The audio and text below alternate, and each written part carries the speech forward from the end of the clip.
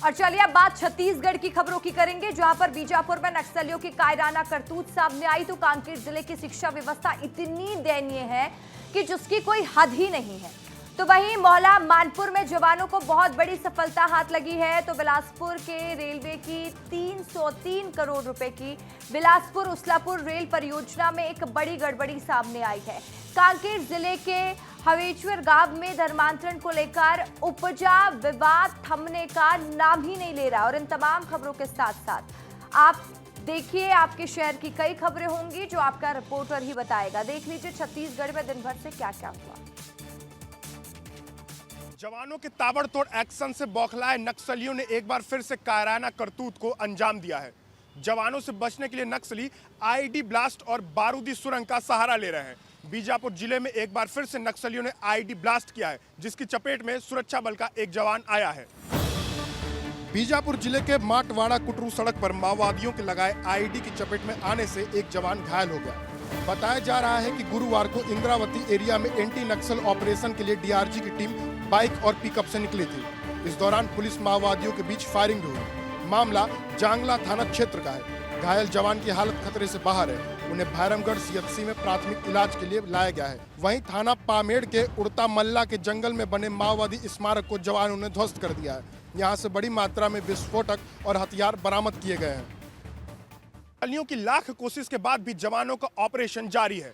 नक्सली कितनी भी कोशिश कर ले, लेकिन जवान अंदरूनी इलाकों में जा रहे हैं और बड़े बड़े नक्सल ऑपरेशन को अंजाम दे रहे हैं, जिसके तहत मार्च 2026 की डेडलाइन पूरी होती नजर आ रही है और लाल आतंक का सफाया जल्द ही देखने को मिलेगा। कांकेर जिले अंतर्गत पखांजूर क्षेत्र के ग्राम पंचायत लक्ष्मीपुर के शीतलापारा का आंगनबाड़ी पिछले 4 वर्षों से झोपड़ी में संचालित हो रहा है। इसके प्रति न तो क्षेत्र के जनप्रतिनिधि गंभीर है और न ही संबंधित विभाग। ये तस्वीर लक्ष्मीपुर के शीतलापारा आंगनबाड़ी केंद्र की है, जो कि पिछले 4 सालों से इसी झोपड़ी में संचालित हो रही है। इसके प्रति न तो क्षेत्र के जनप्रतिनिधि गंभीर है, न संबंधित विभाग। आलम इतना दयनीय है कि आंगनबाड़ी कार्यकर्ता को स्वयं के खर्चे से अस्थायी झोपड़ी बनवानी पड़ी ताकि आंगनबाड़ी संचालित हो सके और बच्चों की पढ़ाई प्रभावित न हो।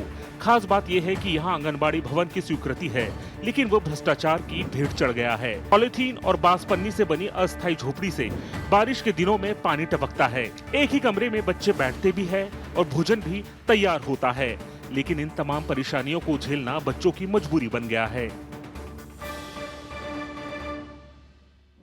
जारी हुई राशि का गबन करने वालों पर जांच उपरांत कार्रवाई हो और जल्द भवन बनाया जाए। तामेश्वर सिन्हा, विस्तार न्यूज, कांकेर। मोहला मानपुर में जवानों और नक्सलियों के बीच मुठभेड़ हुई, जिसमें जवानों को बहुत बड़ी सफलता हाथ लगी है। जवानों ने नक्सलियों के कुल 1 करोड़ 16 लाख रुपए के इनामी नक्सलियों को मारकर उनकी मानपुर आरकेबी डिवीजन कमेटी का खात्मा कर दिया है। मोहला मानपुर अंबागढ़ चौकी में पुलिस और नक्सलियों के बीच हुई मुठभेड़ में 2 बड़े नक्सली मारे गए हैं। टॉप मोस्ट केंद्रीय कमेटी मेंबर विजय रेड्डी और डीवीसी लोकेश सलामे के एनकाउंटर से मानपुर आरकेबी डिवीजन कमेटी का खात्मा हो गया है। बुधवार को उत्तर बस्तर कांकेर की सीमा से सटे बंडा पहाड़ में मारे गए दोनों नक्सलियों पर कुल 1 करोड़ 16 लाख का इनाम था। जिला पुलिस बल और आईटीबीपी की संयुक्त टीम सर्चिंग पर निकली थी। इस दौरान कांकेर से सभी सपोर्टिंग टीम मौके पर थी, तभी मुठभेड़ हुई। भारी बारिश के बावजूद जवानों ने ऑपरेशन जारी रखा। दोनों तरफ से भीषण गोलीबारी हुई और जवानों को बड़ी सफलता हाथ लगी। नक्सल ऑपरेशन में बड़ी सफलता दिलाने वाले डीआरजी जवानों के एसपी वाईपी सिंह ने पीठ थपथपाई।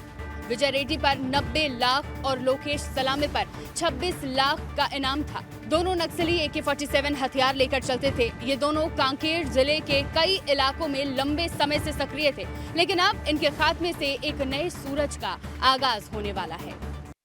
बिलासपुर से उसलापुर तक तैयार की गई रेलवे की 303 करोड़ की योजना में एक बड़ी गड़बड़ी सामने आई है।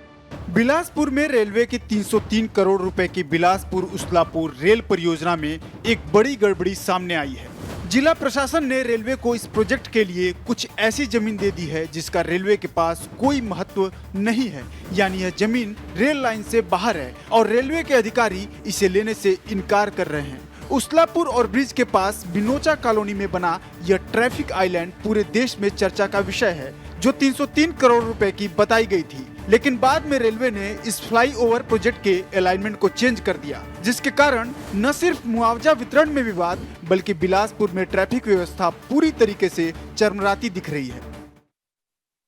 बस है, उससे पहले आज स्वतंत्रता दौड़ का आयोजन किया जा रहा है और ये मरीन ड्राइव है और मरीन ड्राइव पे ही बड़ी संख्या में आपको छात्र जो है वो नजर आ रहे होंगे।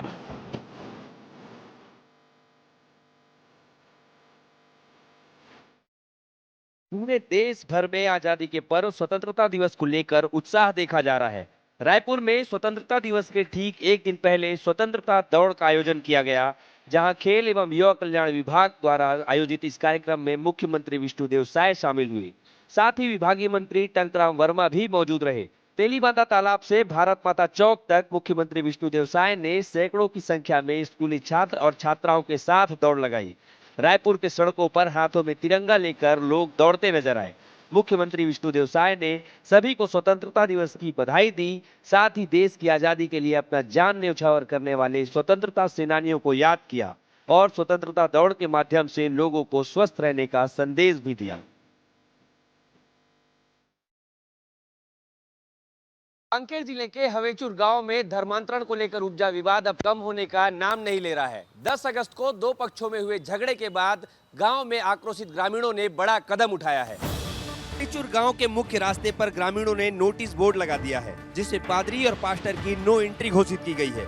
लगाए गए इस बोर्ड में साफ तौर पर लिखा है, गाँव में पादरी पास्टर का प्रवेश वर्जित है। धर्मांतरण संबंधित गतिविधियां निषिद्ध है। ग्रामीणों का कहना है कि ये निर्णय गांव के सांप्रदायिक एकता और सामाजिक शांति बनाए रखने के लिए लिया गया है। इससे पहले गांव के ही धर्मांतरित बताए जा रहे 8 परिवारों ने मारपीट और प्रताड़ना की शिकायत पुलिस अधीक्षक से की थी। ऐसे में अब गांव वालों ने खुद अपनी समस्या के खिलाफ मोर्चा खोल लिया है। कांकेर जिले में ये कोई एकमात्र मामला नहीं है। हवेचुर गांव के साथ साथ 4 ऐसे गांव हैं जहां पर धर्मांतरण निषेध के बोर्ड लगाए गए हैं। जिले में ये घटनाक्रम बढ़ते हुए सामाजिक तनाव की ओर इशारा कर रहे हैं।